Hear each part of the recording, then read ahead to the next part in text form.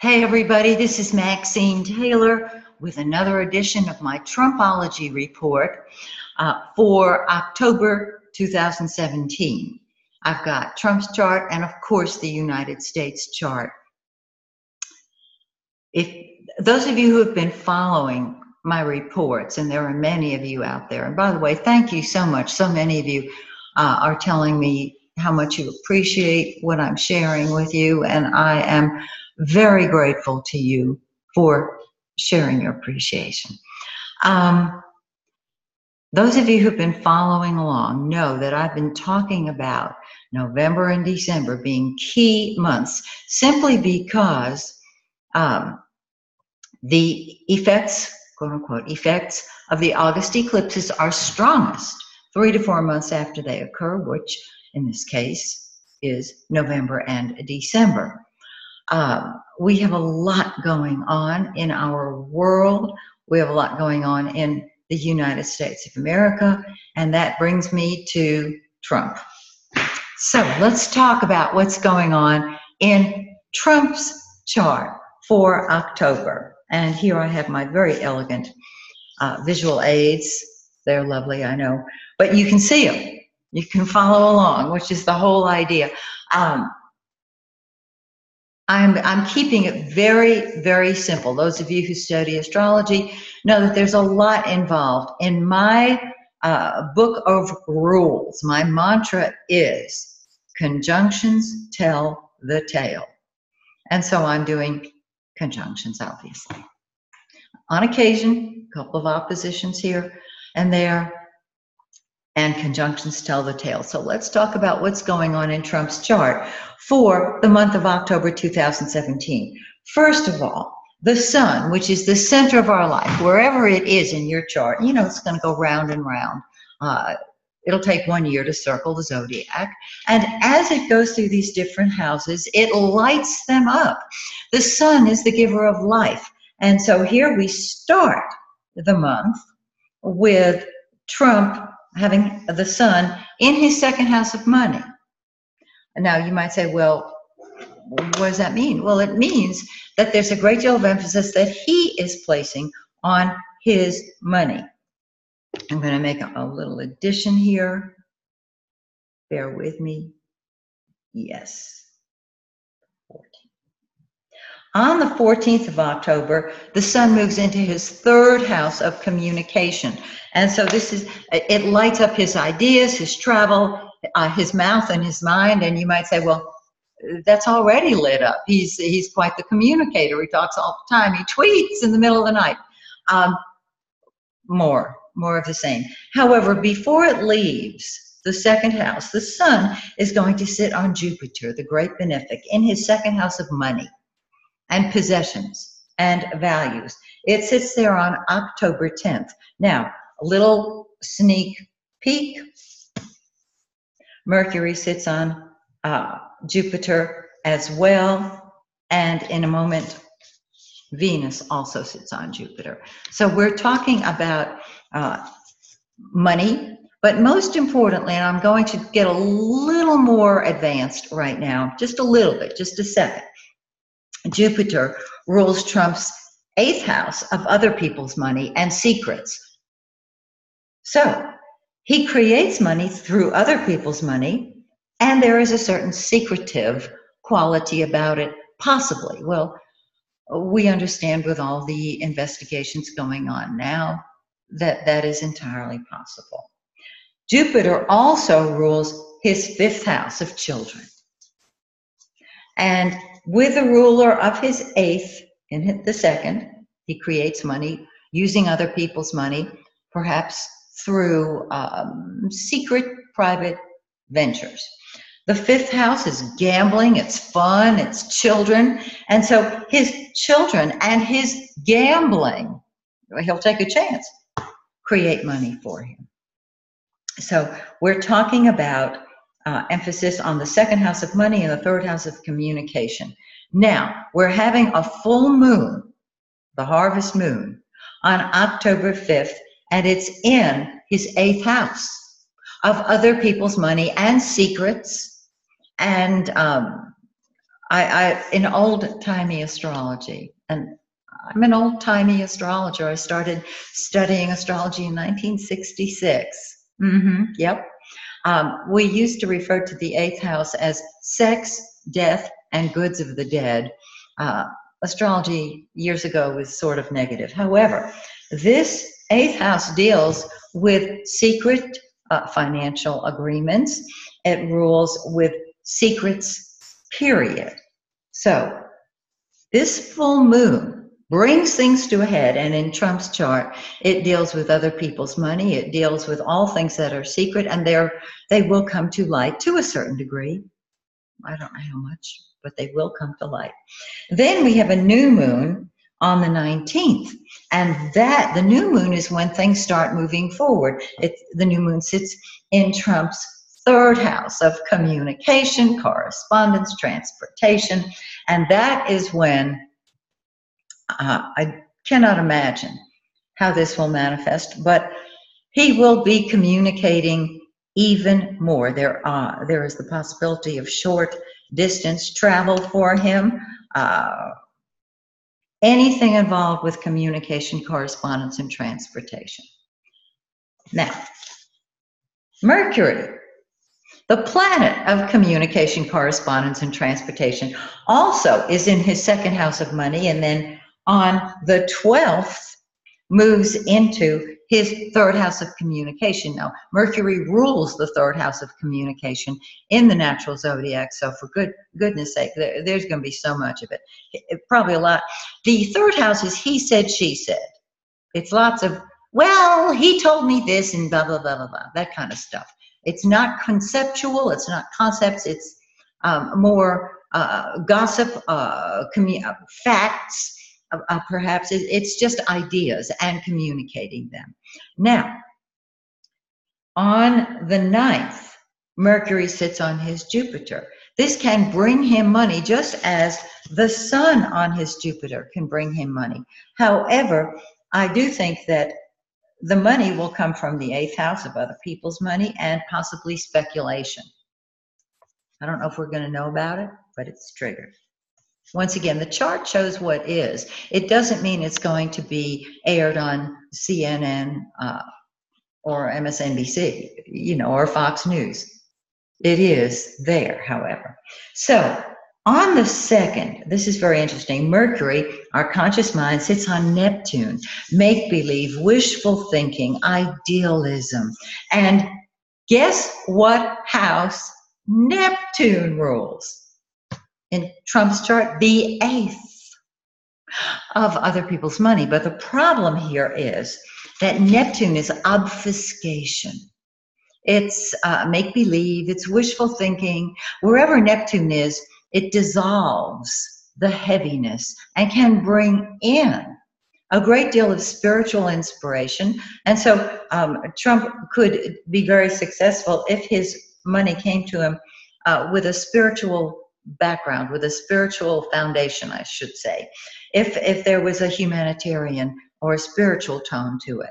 Now, what is being triggered then is a lot of Mercury communication about Neptune, wishful thinking perhaps, or dreams or ideas, but Neptune rules smoke. It rules fog. And whenever it's triggered, wherever it is in your chart, there can be confusion. There can be out and out make-believe. And I'm not pointing fingers. I'm just telling you what Neptune rules. So on the 2nd, there's a good deal of idealism, wishful thinking, and hidden things that might come to light about his money. And then on the 9th, Mercury sits on Jupiter and the confusion lifts, but Jupiter exaggerates. So Jupiter exaggerates. The sun on Jupiter on the 10th can exaggerate, whether it's ideas or money. Jupiter's the great benefic, it's blessings.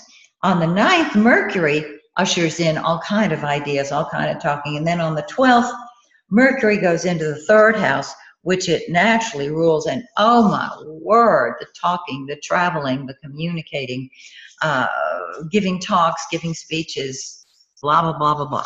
Okay, that's basically what it is, blah, blah, blah, blah, blah. Third house. Those of you who study astrology know it's not great conceptual ideas, it's just communication.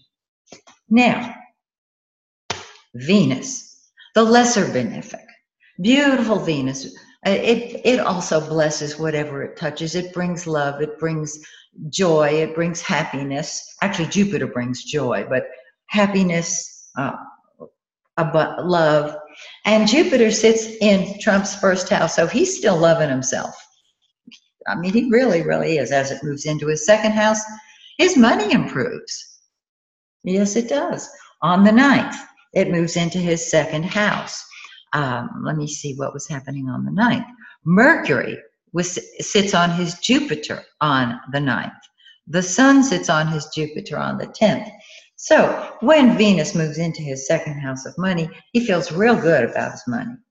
On the 18th, Venus sits on Neptune. Very often, when you have Venus sitting on your Neptune, it's a very romantic time. It's a very idealistic time. It is divine inspiration. It can be lots of love, and there can be gifts. There can be financial gifts. There are things, second house things, triggered. Then on the 28th, Venus sits on Jupiter, and so we've got Venus, the lesser benefic, sitting on Jupiter, the greater benefic. He is optimistic, he is happy, and he's getting money.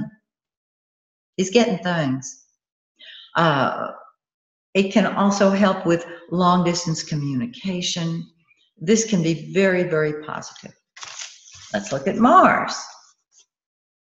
Every time I say that, I think of the Name Game. You remember that song? Mars, Mars, oh Mars. Anyhow, I'm calming down. Mars is still in his first house. And that means he is off and running, just letting it all hang out. On the 12th, Mars moves into his second house. Now, Mars is gunfire. Mars is passion. Wherever Mars is, that's what you fight with and you fight for. Mars is what you put first. There is no stopping Mars. Mars in the first house, the individual. There's no stopping the individual. There's no stopping Trump. It's me first. Because wherever Mars is, that's me first. In the second house, he's throwing himself into his money. Just absolutely fighting with and for money. It crosses into the second house, as I said, on the 12th, and Mars moves slower than the Sun and Mercury and Venus. So on the 31st, Mars sits on make-believe, hiding out, divine inspiration, Neptune. And this is when we may see, because remember, we're getting on the 31st of October, the next day is November. And that's when the August eclipses come into their own once again. And so he'll be fighting for his story, for his money from other people. This might be a time when he looks very deeply at the story that he's been told, or maybe the one he's conceived, and he will take a stand with it, for it. And once again, Neptune deals with other people's money and secrets. And so he's fighting for his income from other sources and his secrets. Okay, let's look at the United States and what's going on there. And remember, if you've forgotten what I've said in my earlier videos, just go to the earlier videos, August, September. You know, I think that back in June and July, I even said, get ready, we're having August eclipses. We ain't seen nothing yet. And that's the truth. And we still ain't seen nothing yet. We're still on hold. And that's the problem. We are on hold because to move forward in the direction we are now traveling could be fatal. And so it's good that we're on hold right now.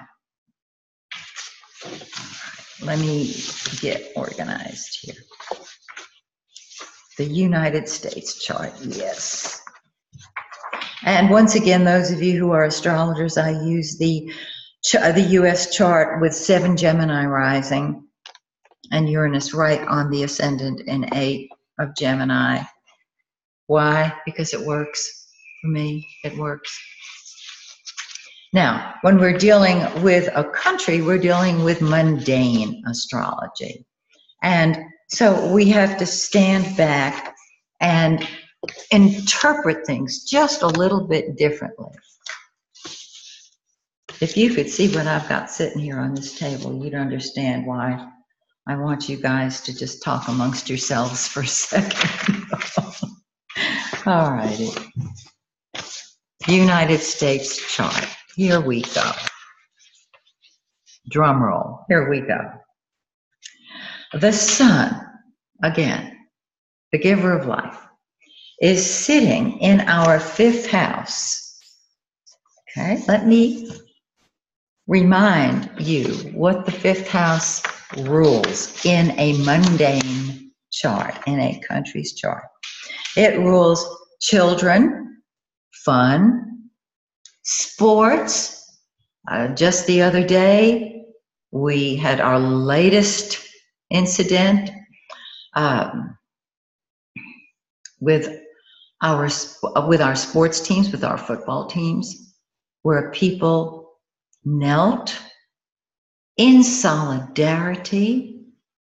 And once again, it was a big issue. I don't think it's going away yet.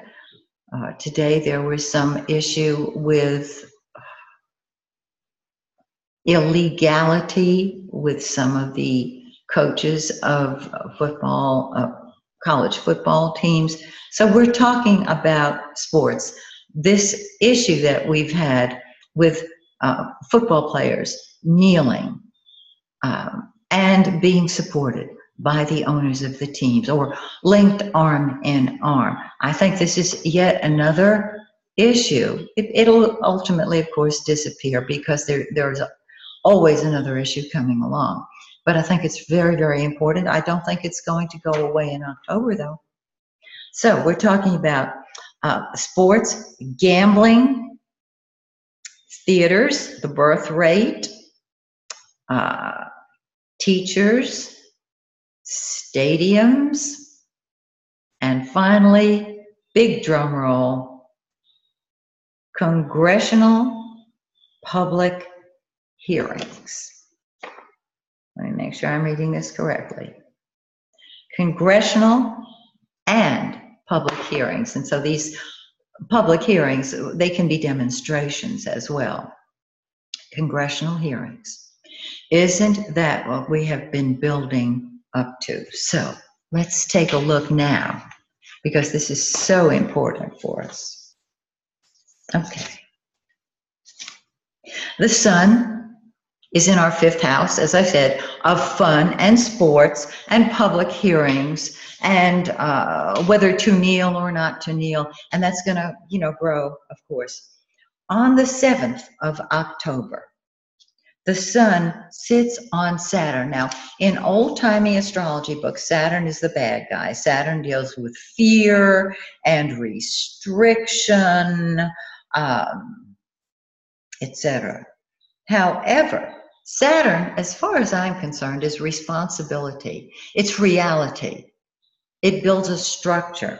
When the sun, and Trump has said something about need to change the laws in football about kneeling during the anthem. I forget the verbiage, but you know what I'm talking about. The sun sits on Saturn, and so there will be more structure created around public hearings, around childcare perhaps, around sports, and what it's going to do, the sun is the giver of life. It's going to put light on those areas that have been restricted. Then on the 19th, excuse me, not the 19th.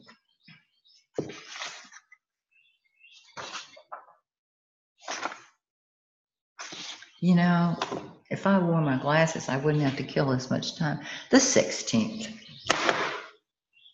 The sun is going to cross into the 6th house. Now, the 6th house deals traditionally with work, health, and service. As of this video, the healthcare bill was not going to be passed. So there can be more energy placed in that direction. But let me go over one more time what the 6th house means in a mundane chart. It deals with the military, our troops, health, jobs, civil servants, of course, pets, food, animals, and the police and fire departments. Now, the sun is lighting up this area the entire month of October. And on the 26th, it sits on our vertex. This is our karmic role in life. This is a very important point in our chart. Everybody has a vertex in their birth chart. So we're going to be dealing with health, with the military, with civil servants, with food, with our animals, and with the police and fire departments. The new moon on the 19th starts that moving, because once again, the new moon is when things start moving forward. But prior to the new moon, we have a full moon, a harvest moon, on the 5th. It falls in the 11th house of the United States chart. Allow me to read you what the 11th house in a mundane chart rules. Congress. Okay, we could stop there. Oh, all right. Congress. A congressman, legislation, the Treasury, city and county councils, friends, and stepchildren, meaning other people's children. Who are other people's children? Everybody on this planet is somebody else's child. So the full moon on the 5th really starts the congressional hearings, okay, as well as everything else I've mentioned. Let's do Mercury now. Mercury, communication, correspondence, transportation. Mercury gives us ideas. It helps us to think. So wherever Mercury is, that's what we're thinking about and talking about. On the 7th, Mercury sits on Saturn. It's in the 5th house. In the 5th house of sports and fun, and of course, congressional and public hearings. Let me see how the dates coincide. The sun sits on Saturn on the 7th, and so does Mercury. So it's a double whammy. Watch the 7th. See what's in the news then. Again, these news cycles, I've never seen news cycles speed up and move so quickly. When you blink, they're gone. But the main issues are still underlying the distractions. Okay. And then Mercury crosses into the 6th house on the 13th, and on the 19th, it sits on our vertex. This is going to bring about a change. It doesn't bring it about. It reflects the fact that there is a change that is going to be made this month involving the military, our health, our jobs, police, fire department, etc. So there you have it. Now, moving forward, let's talk about Venus. Venus is the lesser benefic. It's pink. It is love. It is beauty. And whatever it touches, it blesses. It softens, which is really great. On the 8th, Venus in the 5th house of children and fun and sports and gambling and the theater and the birth rate and congressional and public hearings and stadiums and teachers. It sits on Neptune. Neptune in the 5th house is very idealistic. about all of those things. When our country was formed, we were idealistic about that. And Saturn in our fifth house said, yes, and let's build some structure. So on the 8th, Venus sits on Neptune, helping create, emphasizing the dream. And then on the 25th, it sits on Saturn and says, let me lovingly help you create a structure here.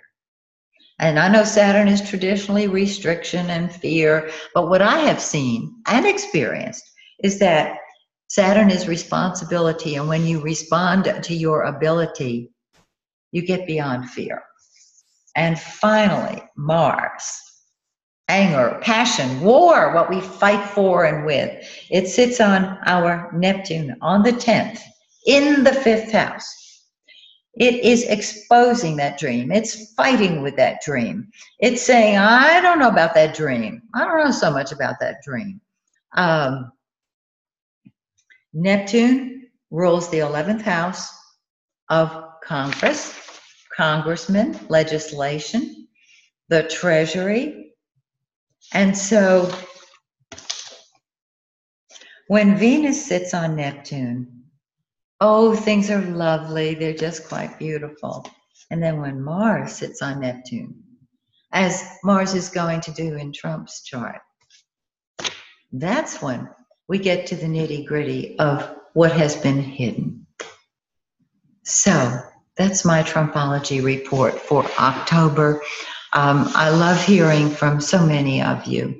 If you have questions, of course, please feel free to ask. You can go to my website, MaxineTaylor.com, and shoot me a message from that. That's really the fastest way of getting in touch with me. And, oh, almost forgot. As you know, many of you, because you've taken advantage of this, and I hope more of you will, I'd love to give everybody on this planet a copy of their birth chart, free of charge. So if you do not have a copy of your own birth chart, on my website, just shoot me a little email saying I would love to have a copy of my birth chart. Here's my birth data. I need the month, day, and year when you were born, the city and the state, if that's applicable, and the exact time. If you do not have the exact time, I cannot give you an exact chart. I will send that along to you, and if you've been studying astrology a little bit, you'll be real excited about it. If you haven't been studying it, you're going to look at it and say, good grief, what is this? Well, on my YouTube channel, if you scroll down, my YouTube channel, MaxineTaylor.com, I'm assuming most of you are watching it now. If you scroll down the page, you'll find Astrology 101 TV shows. I did those a few years back, and they will help you interpret your birth chart. Astrology 101. For those of you who are advanced, go to Astrology 201. It will show you how to forecast your chart. And if you'd like me to do your reading for you and work with you, which of course is what I love to do, just go to my website, MaxineTaylor.com, look at the charts I offer, click on the button, it'll send you to PayPal. As soon as I hear from PayPal, I am back in touch with you, and we're setting up a video where I will be able to read your chart or your forecast or the chart comparison, whatever you would like. So, until next time, may the stars shine brightly on you and yours. Peace out.